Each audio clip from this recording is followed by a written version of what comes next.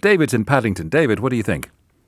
Well, Eddie, I come on to LBC every day at 4 o'clock listening and hoping that I'm going to hear a good mix of evaluated, proper journalism. This is coming from unnamed sources. Surely one of the rules of journalism is to check your source, find out who it is and double-check it.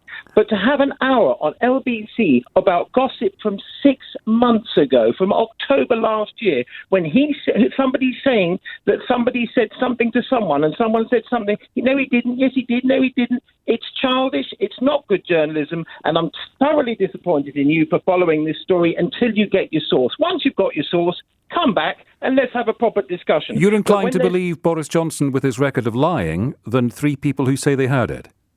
Listen, he's got a thoroughly good record of lying, as you say, like the side of the bus and Brexit. But there's no proof of this. It's 6 months old. It's coming right on the back of this last thing about Dyson and who texted what to whom. It's clearly a media campaign to get Boris out. David, what makes you think it's a media campaign? What makes you think it's a media campaign?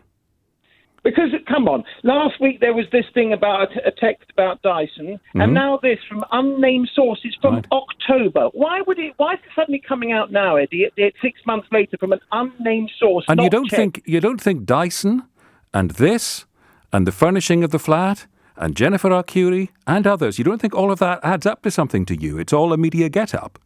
Well, wait, come on, where's the source? Where's the named source from 6 months ago? When you've got the source, come back and I'll... The sources, 3 sources have spoken to journalists independently. Unnamed. That's the most critical thing, is it? No, when you say... Hold on, David. No, don't say unchecked. David, don't say unchecked. They're unnamed, but they're not unchecked. That's why independent journalists have spoken to the sources independently and individually. And by the way... some of the politicians we've heard speaking on the record today also make good use of being unnamed sources to journalists. So let's not be naive about that. Let's not be naive about that. Okay, but look, 2,000 people a day are dying in India. There's 24 million. And we devoted hours to India last week, and we're going to talk about it again in the next hour. But don't you think the Prime Minister's probity and integrity is important to talk about? It is, once you've got the sources checked and double-checked. The sources have been checked, and we'll speak to Robert Peston in a moment. Yeah, from ITV, another gutter newspaper as far as it goes. It's just gutter gossip of tittle-tattle of who said what to whom. It's from last October. It's called journalism. 6 months old. And that's the critical fact for you, is it? Because it didn't happen yesterday. No, it happened 6 months ago, and there's no evidence to back it up. It's just gossip.